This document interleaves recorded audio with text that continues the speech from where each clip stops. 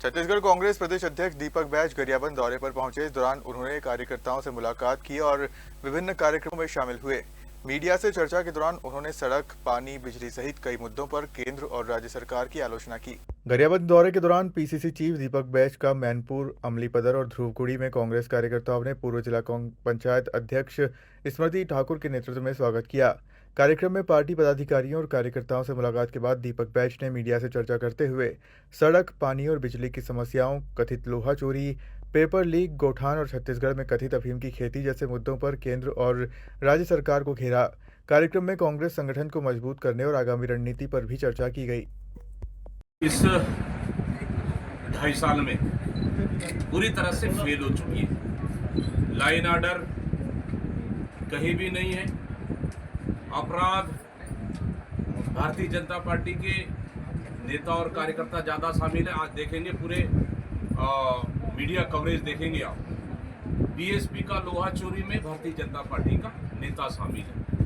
अफीम की खेती हो रही है, भारतीय जनता पार्टी का नेता शामिल है। और अपराध में कहीं ना कहीं भारतीय जनता पार्टी का नेता शामिल है। अपराध दूसरा, किसान परेशान, युवाओं के लिए नौकरी नहीं है, युवा सड़कों पर, लाइन ऑर्डर फेल, और जैन जी अभी पूरी तरह से सरकार के खिलाफ हो गए। डबल इंजन यहाँ छत्तीसगढ़ और केंद्र सरकार के खिलाफ हो गए।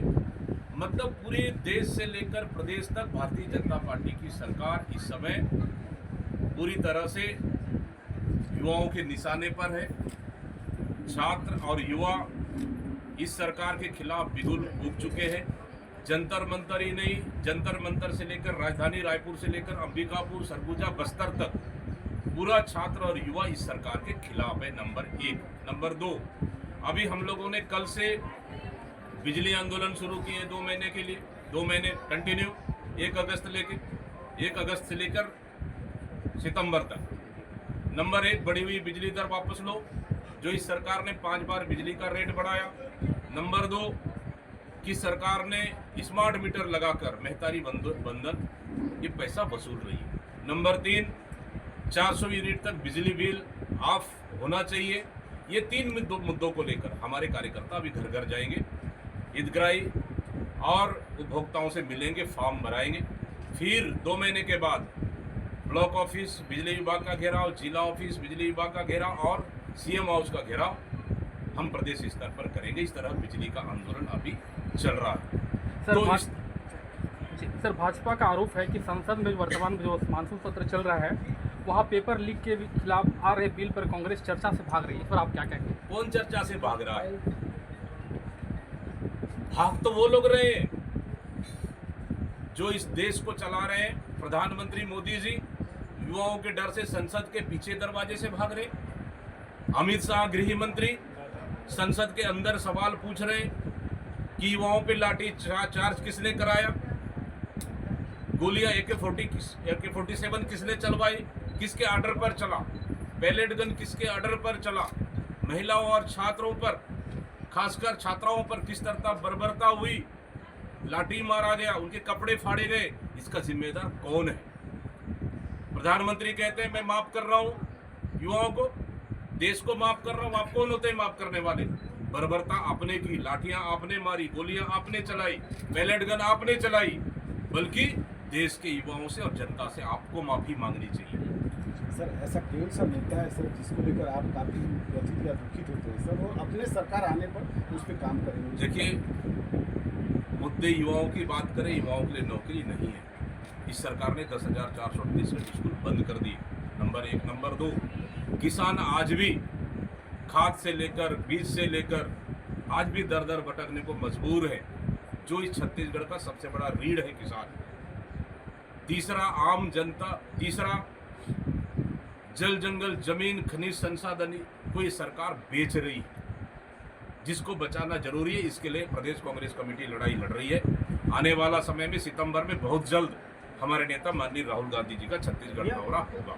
गौधाम योजना के विषय में बताएंगे कि सरकार लगातार पोस्ट वायरल कर रही है, सोशल मीडिया पे डाल रही है, लेकिन गौधाम है क्या? कागजों में है। गोठान को इन्होंने गौधान बना दिया।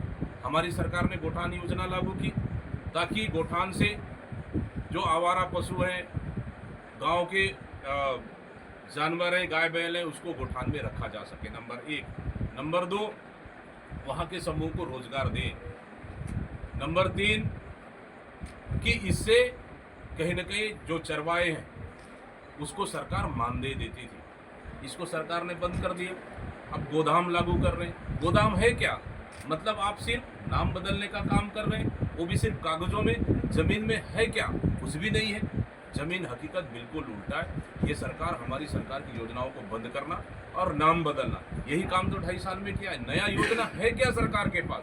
कोई योग भी योजना बता दे। कुछ भी नहीं है सरकार के पास। बेहतर ईंधन पैसा पूरे महिलाओं को देना था, दे नहीं पा रही है, और आज बिजली बिल से वसूल कर रही है। फिर क्या योजना है इनके पास? कुछ भी नहीं है। सर एक आखिरी सवाल है सर, जिस रास्ते से होकर आप आए हैं सर, आए दिन उस सड़क में एक्सीडेंट होता है।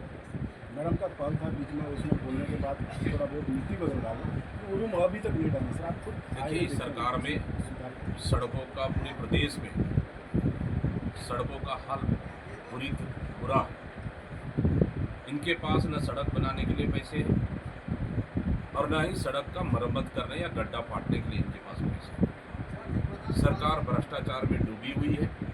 वास्तव में जिस सड़क से मैं आज आया कि गरियाबंद से लेकर मैनपुर से देवभोग तक बहुत छोटा सड़क है, इसकी चौड़ाई होनी चाहिए। सिंगल सड़क है, एक्सीडेंटल का ज़्यादा खतरा है, और सड़क पूरी तरह से अच्छी सड़क नहीं है। लेकिन इस सरकार से उम्मीद करना बेमानी है, क्योंकि देवभोग मैनपुर से ये बड़ा हिस्सा है, देवभोग उड़ीसा को जोड़ती है, तो कम से कम सड़कें अच्छी होनी चाहिए। लेकिन सड़कों के मामले में पूरे प्रदेश में इस सरकार